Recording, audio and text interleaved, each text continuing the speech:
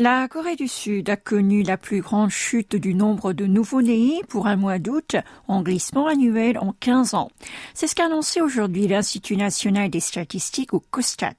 Selon ces données publiées ce matin, le nombre de naissances au pays du matin clair s'est élevé à 18 984 en août, soit un recul de 12,8% par rapport au même mois de l'an dernier. Il s'agit du chiffre le plus faible depuis août 2008. À l'époque, le nombre de bébés avait dégringolé de 14,2% sur un an.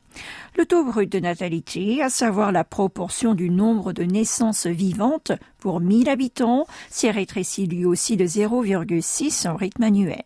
En revanche, le nombre de personnes décédées s'est établi à 30 540, en hausse de 1,7% sur la même période. Par conséquent, la Corée du Sud a vu sa population baisser de 11 556, poursuivant sa diminution naturelle pour le 46e mois d'affilée, soit depuis novembre 2019. Par ailleurs, le nombre de mariages a décru de 7% pour s'élever à 14 610 en août.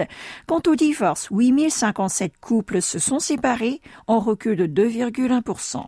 Le COSTAT expliquait que le nombre de naissances peut augmenter seulement si les mariages se multiplient. Il a estimé que le taux de fécondité, qui a été de 0,7 au deuxième trimestre, aurait augmenté entre juillet et septembre. Selon lui, le chiffre devrait se maintenir aux alentours de 0,7 cette année.